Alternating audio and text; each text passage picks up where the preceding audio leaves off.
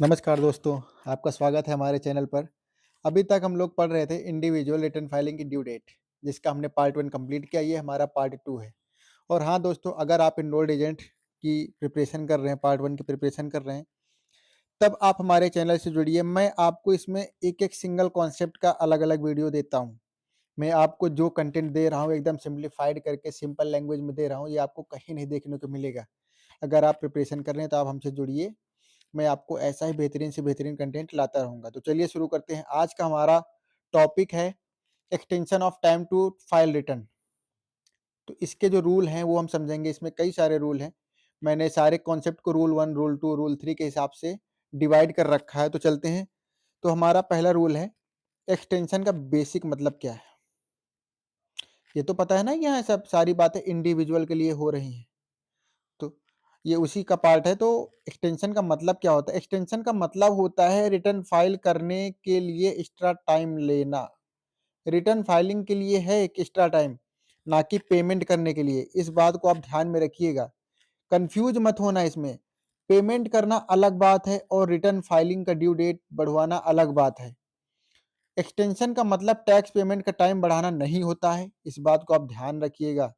ये यहाँ पर ये पॉइंट, ये कॉन्सेप्ट आज नहीं तो कल कॉन्फ्लिक्ट करेगा।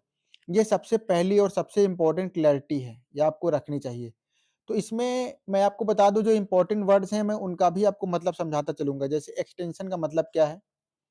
एक्सटेंशन का मतलब है एक्स्ट्रा टाइम, और फाइलिंग का मतलब है रिटर्न सबमिट करना। रिटर्न सबमिट करना, ना कि पेमेंट देना। और पेमेंट का मतलब है टैक्स का पैसा देना। ये 3 वर्ड यहाँ पर मेन आए थे। मैंने तीनों को आपको मतलब लिख के बताया है इसको। अब दूसरा रूल समझो, ऑटोमेटिक एक्सटेंशन रूल। अब ऑटोमेटिक तो ये नहीं कि ऑटोमेटिक बढ़ जाएगा, रूल है ना। जैसे ऑटोमेटिक लिखा और आखिरी में रूल भी तो लिखा है, यानी कोई नियम है। नियम कैसा है कि ऑटोमेटिक का, कि ऑटोमेटिक बढ़ जाए। समझो, इंडिविजुअल टैक्स पेयर को ऑटोमेटिक एक्सटेंशन मिलता है। इंडिविजुअल कैसे मिलता है? ऑटोमेटिक का मतलब पहले समझ लो। आईआरएस से परमिशन मांगने की जरूरत नहीं, सिर्फ फॉर्म फाइल करना होता है। इनसे आपको परमिशन नहीं मांगना, फॉर्म फाइल करो और आपको ऑटोमेटिक एक्सटेंशन मिल गया। इस एक्सटेंशन में क्या क्या है वो समझो। रिटर्न फाइल करने का टाइम 6 मंथ बढ़ जाता है। आप एक फॉर्म सबमिट कर दीजिए, आपका रिटर्न फाइल करने का टाइम 6 मंथ बढ़ जाएगा। लेकिन पेमेंट का भी सीन है, वो मैं बताऊंगा आपको। यानी अगर अप्रैल 15 है, तब अक्टूबर 15 हो जाएगा। ये हमारा ऑटोमेटिक एक्सटेंशन रूल में आता है। इसका एमसीक्यू बनेगा। ध्यान देना मेरे दोस्तों, इसका एमसीक्यू आपको मिलेगा आगे। रूल 3 देखिए, एक्सटेंशन के लिए कौन सा फॉर्म लगता है ये भी देखो। इंडिविजुअल रिटर्न के लिए एक्सटेंशन का फॉर्म होता है फॉर्म 4868। ये पूछा जाएगा, इसका भी आपको, ये कॉन्सेप्ट के तरीके से है तो इसका भी क्वेश्चन बनेगा। फॉर्म 4868 का काम क्या होता है? आईआरएस को बताने कि टैक्स पेयर रिटर्न टाइम पर फाइल नहीं कर पाएगा। सीधी सी बात है। जैसे एप्लीकेशन लिखते हैं, यहाँ पर फॉर्म आपको सबमिट करना है। जैसे स्कूल में एप्लीकेशन नहीं लिखते थे कि सर कल मैं नहीं आ पाऊंगा, हमारे घर में शादी है, हमें 2 दिन की छुट्टी चाहिए। तो वहां पर आपने 2 दिन की आस्क मांगा उनसे, 2 दिन की छुट्टी मांगी। वैसे ही आप आईआरएस को नोटिस तो नहीं, आईआरएस आपको नोटिस देगा। आप आईआरएस के एक फॉर्म के तहत बताएंगे, और फॉर्म कौन सा? 4868, जिससे आपको 6 मंथ एक्स्ट्रा मिल जाएगा। अप्रैल 15 अगर ड्यू डेट है तो अक्टूबर 15 हो जाएगी। और एक्स्ट्रा टाइम चाहिए, ये फॉर्म इलेक्ट्रॉनिक या पेपर दोनों तरह से फाइल हो सकता है। अभी हमने वहां बताया था ना, पेपर वाले में, कि जिस डेट को स्टैंप लगता है, वही डेट हमारी रिटर्न फाइलिंग की मानी जाएगी। वैसे ही ये दोनों तरीके से एक्सेप्ट हो सकता है। रूल 4 समझिए, एक्सटेंशन सिर्फ फाइलिंग के लिए होता है, पेमेंट के लिए नहीं। यहां पर ये बात जरूर बताई होगी। एक्सटेंशन सिर्फ रिटर्न फाइलिंग डेट को एक्सटेंड करता है, एक्सटेंशन टैक्स पेमेंट डेट को एक्सटेंड नहीं करता है। इसका मतलब क्या है? अप्रैल 15 तक जो टैक्स बनता है, उस पर इंटरेस्ट अप्रैल 16 से स्टार्ट हो जाता है। ये नहीं कि जो आपने अप्रैल 15 को डील किया है कि नहीं, हमारा ये $20,000 का हमारा टैक्स है, तो ये $20,000 हम जाकर 15 अक्टूबर को पे करेंगे, 15 अक्टूबर तक पे करेंगे। नहीं नहीं, उस पर इंटरेस्ट बनेगा। ये इंटरेस्ट कैलकुलेशन हम आगे के चैप्टर में देखेंगे। अभी हम ड्यू डेट पढ़ रहे हैं, और ड्यू डेट से रिलेटेड जो कॉन्सेप्ट है हम उनको समझ रहे हैं। तो इसमें जो इंपॉर्टेंट वर्ड क्या आया, इंटरेस्ट क्या है, daily charge. Original due date का मतलब है पहली ड्यू डेट। पहली ड्यू डेट क्या थी, 15 अप्रैल, और एक्सटेंशन के बाद क्या है, 15 अक्टूबर। और दूसरा ये फिफ्थ कॉन्सेप्ट समझिए, रूल में मैं बता रहा हूं, ये कॉन्सेप्ट ही हैं सारे। पार्शियल पेमेंट विद एक्सटेंशन, कुछ हिस्सा पेमेंट का, मान लीजिए 20,000 है तो उसका कुछ हिस्सा आपने पेमेंट कर दिया, और कैसे, एक्सटेंशन के साथ। टैक्स पेयर एक्सटेंशन के साथ पूरा टैक्स या पार्शियल टैक्स या जीरो पेमेंट भेज सकता है, लेकिन जितना टैक्स अनपेड रहेगा, जितना टैक्स अनपेड रहेगा उस पर इंटरेस्ट और लेट पेमेंट पेनल्टी लग सकती है। लग सकती नहीं, लगती ही है। लेट पेमेंट पेनल्टी, इंटरेस्ट, ये सब लगता है। सिक्स कॉन्सेप्ट समझिए, रिफंड केसेस में भी एक्सटेंशन यूजफुल है। रिफंड के केस में भी एक्सटेंशन यूजफुल। अगर टैक्स पेयर को रिफंड मिलना है फिर भी एक्सटेंशन फाइल की जा सकती है। इसका क्या फायदा होगा, आप कहोगे रिफंड में क्या फायदा है। लेट फाइलिंग पेनल्टी से प्रोटेक्शन, रिटर्न कामली और एक्यूरेटली फाइल करने का टाइम मिल जाता है आपको। रिफंड होने से एक्सटेंशन का रूल चेंज नहीं होता। अब रूल 7 समझिए, ज्वाइंट रिटर्न और एक्सटेंशन। एमएफजे आपने पढ़ा था ना, उसके हिसाब से मैरिड फाइलिंग ज्वाइंटली रिटर्न में एक ही फॉर्म 4868 फाइल होता है। फॉर्म 4868 फाइल होता है दोनों स्पाउस के लिए। ये तो आपने पता था, आपको मैंने बताया था इसके पहले वाले लेक्चर्स में। अगर एक स्पाउस एक्सटेंशन फाइल करे, ज्वाइंट रिटर्न के लिए एक्सटेंशन वैलिड होता है। अगर एक भी कर दे तो ज्वाइंट रिटर्न में वैलिड है। ये तो सिंपल कॉन्सेप्ट है, लेकिन मैंने आपको बताना जरूरी समझा, इसलिए मैं बता रहा हूँ। एक्सटेंशन फाइल ना करने का रिस्क क्या है, अगर टैक्स पेयर अप्रैल 15 तक रिटर्न फाइल नहीं करता और एक्सटेंशन भी फाइल नहीं करता, तो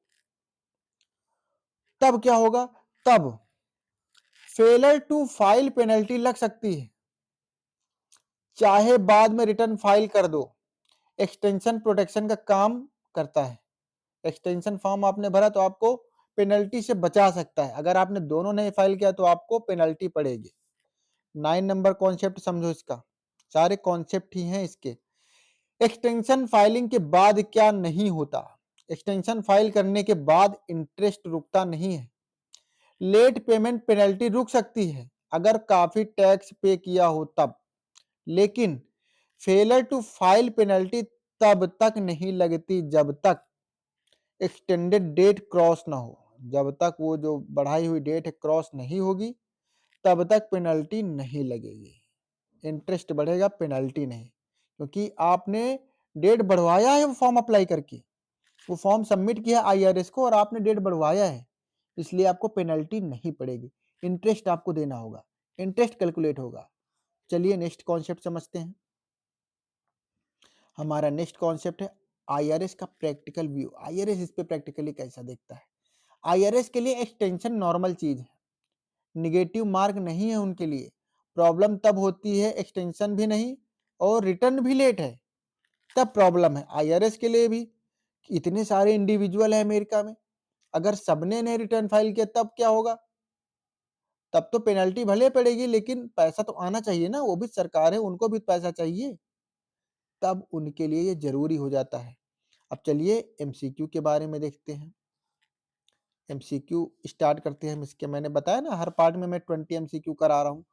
तो एमसीक्यू रूल बुक देखिए, इस पार्ट से 5 से 7 एमसीक्यू आते हैं, आ भी सकते हैं। इंपॉर्टेंट कॉन्सेप्ट है जो मैंने आपको बताना जरूरी समझा।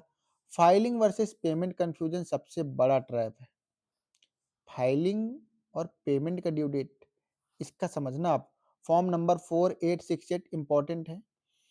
इंटरेस्ट रूल बार बार पूछा जाता है। अब ये एमसीक्यू आप सॉल्व करेंगे, आपके सारे डाउट जो बचे कुचे डाउट है सारे क्लियर हो जाएंगे। और हाँ दोस्तों, अगर आप इनरोल्ड एजेंट की प्रिपरेशन कर रहे हैं, मैं फिर बता रहा हूँ, तब आप हमारे चैनल से जुड़िए। आपको ऐसा कंटेंट पूरे यूट्यूब पर नहीं मिलेगा। मैंने पूरे यूट्यूब पर सर्च किया कि मुझे फ्री कंटेंट मिल जाए, मुझे नहीं मिला। मैंने पेड बैच लिया, वहां भी मुझे उतना अच्छा फील नहीं हुआ, तब मैंने वहां से पढ़ा और इसको मैं अपनी लैंग्वेज में कन्वर्ट करके, सिंपल लैंग्वेज में कन्वर्ट करके मैं आपको प्रेजेंट कर रहा हूँ। कि जो बच्चे इतनी महंगी फीस नहीं अफोर्ड कर सकते हैं, वो फ्री में भी इनरोल्ड एजेंट की तैयारी कर सकें। मेरा मिशन बस इतना सा है कि आप भी फ्री में इनरोल्ड एजेंट बन जाएं। तो चलिए शुरू करते हैं। क्वेश्चन नंबर 1 है हमारा, an extension of time generally allows additional time to, इसका मतलब क्या है? पे टैक्स, टैक्स पे करने के लिए है एडिशनल टाइम, या फिर file the return, return file करने के लिए है। अवॉइड इंटरेस्ट, ये तो बिल्कुल नहीं होगा। रिड्यूस पेनल्टीज, ये भी नहीं होगा। हमारा ये दूसरा वाला आंसर एकदम सही है। इन तीनों में तो मतलब कोई सिमिलरिटी नहीं। अगर आपको कॉन्सेप्ट क्लियर है तब आप तुरंत बी पे जाइए, अगर नहीं है तब आप ABCD खेलिए इसमें। दूसरा है हमारा, the automatic extension for individual tax payer extend the filing deadline by, कितना है, कितने महीने का है? 6 मंथ है ना, जो 15 अप्रैल से कितना जा रहा था, ये 15 अप्रैल से हमारा जा रहा था 15 अक्टूबर तक। ध्यान है ना जो मैंने बताया था इसको। तीसरा क्वेश्चन देखिए हमारा, which form is used by individual to request an extension of time to file, इसमें कौन सा फॉर्म यूज होता है? फॉर्म 4868, 68, ये ध्यान देना, 48 68, ये वाला फॉर्म हमारा एक्सटेंशन के लिए यूज होता है, पूछा जाता है। मैंने उसी टाइम आपको बताया था। चौथा क्वेश्चन देखो, ट्रू फॉल्स का है, an extension of time to file also extend the time to pay tax, ये ट्रू है कि फॉल्स है? फॉल्स है मेरे भाई, टैक्स पे करने के लिए नहीं है, रिटर्न फाइल करने के लिए है। यही तो कॉन्सेप्ट आपको क्लियर रखना है कि टैक्स पे करने का नहीं है। टैक्स तो आपको पे करना पड़ेगा इंटरेस्ट के साथ। ये रिटर्न फाइलिंग का आप एक्सटेंशन ले रहे हैं कि हाँ मैं अब 6 मंथ और बढ़वा रहा हूं। Interest on unpaid tax generally begins to occur from, ये कब से स्टार्ट होता है? ओरिजिनल ड्यू डेट से। एक्सटेंशन के बाद नहीं होगा। इंटरेस्ट जो है ये हमारा ओरिजिनल ड्यू डेट यानी कि 15 अप्रैल से स्टार्ट हो जाएगा। 15 अप्रैल से स्टार्ट होगा। 15 अक्टूबर के चक्कर में मत रहना कि 15 अक्टूबर से तो आपको पेनल्टी लगनी स्टार्ट हो जाएगी। यहाँ से सिर्फ इंटरेस्ट स्टार्ट होगा। तो इसी बहाने IRS इंटरेस्ट भी कलेक्ट करता है। ए टैक्स पेयर फाइल्स फॉर्म 4868, ये हमारा एक्सटेंशन का फॉर्म है, बट पेज नो टैक्स, उसने कोई टैक्स नहीं पे किया। तो विच स्टेटमेंट इज करेक्ट, इसमें से कौन सा स्टेटमेंट सही होगा? नो पेनल्टीज अप्लाई, पेनल्टी लगेंगी मेरे भाई, इसलिए आंसर सही नहीं होगा। रिटर्न इज इनवैलिड, रिटर्न कैसे इनवैलिड हो गया? रिटर्न तो उन्होंने सही भरा। एक्सटेंशन इज कैंसल्ड, नहीं ये नहीं, यही तो फॉर्म अप्लाई किया है। इंटरेस्ट में स्टिल अप्लाई, हाँ इंटरेस्ट तो आपको देना पड़ेगा। इंटरेस्ट कैसे छोड़ेगा भाई? कोई भी है, किसी को भी आपको पैसा देना है, आपको 15 अप्रैल को देना है मान लीजिए, और आप उस डेट को नहीं दे पाए, तो क्या वो आदमी आपका पैसा छोड़ देगा? पैसा नहीं छोड़ेगा आपका, पैसा पूरा लेगा। ये कह देगा ठीक है 6 महीने बाद मुझे देना, लेकिन ब्याज पूरा पड़ेगा, आपको इंटरेस्ट देना पड़ेगा। वो अपना बेसिक कैपिटल भी नहीं छोड़ेगा और इंटरेस्ट भी नहीं छोड़ेगा, बस पेनल्टी नहीं लगाएगा। पेनल्टी तो उसके बाद होंगी, और एक्स्ट्रा पेनल्टी। क्वेश्चन नंबर 7 समझिए, if A tax payer aspects A refund filing and extension is, ये क्या है? अलाउड है कि डिसअलाउड है? अलाउड है। ये वाला कॉन्सेप्ट मैंने रिफंड वाले केसेस में बताया था कि if A tax payer aspects A refund, अगर एक टैक्स पेयर रिफंड की एक्सपेक्टेशन रखता है तो फाइलिंग एंड एक्सटेंशन ये क्या है? अलाउड है, तब भी उसको रिफंड मिलेगा। 8 नंबर क्वेश्चन देखिए, which penalty is avoided by filing a valid extension, कौन सी पेनल्टी हम अवॉइड कर सकते हैं? Failure to pay penalty avoid कर सकते हैं, failure to file penalty avoid करेंगे, पे पेनल्टी नहीं अवॉइड करेंगे, इसको तो पे करना ही पड़ेगा आपको। इंटरेस्ट तो आपको पे करना ही पड़ेगा, तो ये वाले तो नहीं सही होंगे ना। और एक्यूरेसी पेनल्टी, ये तो कोई पेनल्टी नहीं है आपकी, तो ये मान लीजिए फेलर टू फाइल पेनल्टी, ये एक वाला आपका आंसर सही हो जाएगा। क्वेश्चन नंबर 9 देखिए यहाँ पर, for a joint return how many extension form are required, कितना? वन कंबाइंड फॉर्म, एक रिटर्न फाइलिंग का फॉर्म और एक एक्सटेंशन फॉर्म। 4868 4868, ये हमारा आंसर नंबर सी सही होगा। क्वेश्चन नंबर 10 देखिए, if no extension is filed and the return is late, अगर कोई एक्सटेंशन नहीं फाइल किया गया और रिटर्न भी लेट है, विच पेनल्टी में अप्लाई, कौन सी? फेलर टू फाइल पेनल्टी, यही वाली तो जाएगी। रिफंड पेनल्टी से कोई मतलब नहीं, प्रोसेसिंग फीस से कोई मतलब नहीं है, अंडर पेमेंट पेनल्टी से भी कोई मतलब नहीं। तो इसका फर्स्ट आंसर सही हो जाएगा। अगर आपके कॉन्सेप्ट स्ट्रांग हैं, कॉन्सेप्ट एकदम सही है, तब आपसे क्वेश्चन कभी नहीं गलत होंगे। इस चीज को आप ध्यान में रखिए। क्वेश्चन नंबर 11 देखिए, the extended due date for an April 15 return is generally, 6 महीने ऐड कर दो इसमें, 6 महीने ऐड करने के बाद अक्टूबर 15 हो जाएगी। एक कॉन्सेप्ट तो मैंने ऑलरेडी बता रखा है। देखिए, फाइलिंग फॉर्म 4868 यानी 4868 रिक्वायर्स आईआरएस अप्रूवल, क्या आईआरएस की अप्रूवल की जरूरत है? नहीं, उनके अप्रूवल की जरूरत नहीं, वो तो पहले से ही इसका रूल ला रखे हैं, तो ये गलत है। ये नहीं कि आप पहले वो अप्रूव करेंगे आईआरएस, फिर आप ये वाला फॉर्म फाइल करेंगे। 12 क्वेश्चन हो गए, अब हम 13 क्वेश्चन की तरफ चलते हैं जल्दी से। Partial payment with an extension will, ये कैसा है? रिड्यूस इंटरेस्ट एंड पेनल्टी, अगर आपने कुछ हिस्सा पेमेंट किया है तो सीधी सी बात है आपका इंटरेस्ट कम लगेगा, पेनल्टी को भी कम करेगा। पेनल्टी तो आपका एक्सटेंशन के बाद स्टार्ट होगा, लेकिन इंटरेस्ट तो यहीं से स्टार्ट होगा। 14 नंबर क्वेश्चन देखिए, which of the following best describe form 4868, इसमें क्या सबसे अच्छा? एक्सटेंशन रिक्वेस्ट, यही तो है इसका मतलब।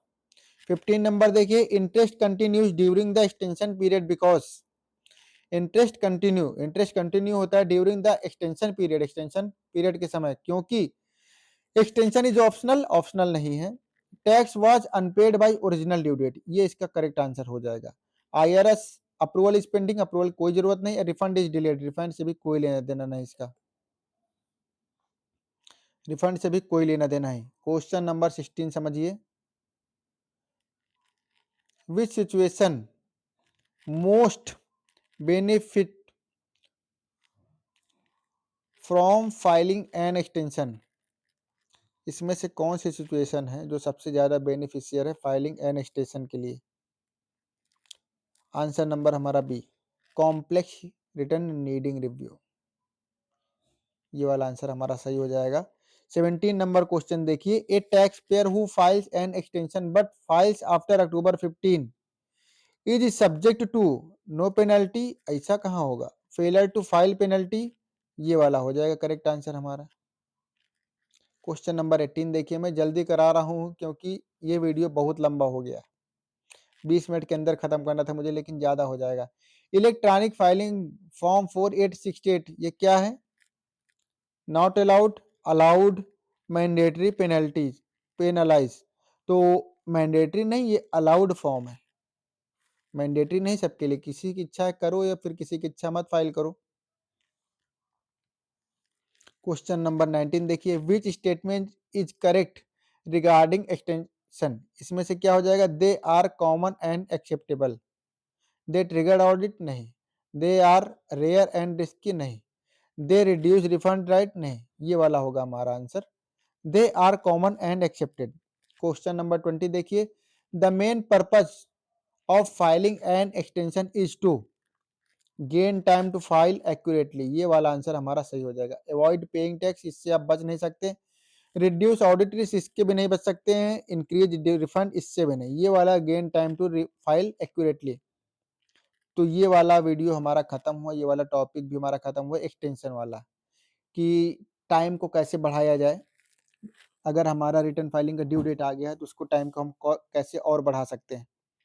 तो उम्मीद है आपको ये वीडियो पसंद आया होगा। मैंने जिस तरीके से इसको समझाने का ट्राई किया है वो तरीका आपको समझ में आया होगा। और अगर आपको हमारा वीडियो पसंद आता है तो आप हमारे चैनल से जुड़िए। अगर आप ईए पार्ट 1 की प्रिपरेशन कर रहे हैं और आप अफोर्ड नहीं कर सकते हैं इनका कोर्स, इतना महँगा कोर्स, तो आप हमारे चैनल से जुड़िए, आपको ऐसा ही बेहतरीन कंटेंट डेली देखने को मिलेगा। अगर आपको हमारी ये वीडियो पसंद आई हो, तो चैनल को लाइक करें, शेयर करें, सब्सक्राइब करें। मिलते हैं नेक्स्ट वीडियो में, तब तक के लिए बाय बाय।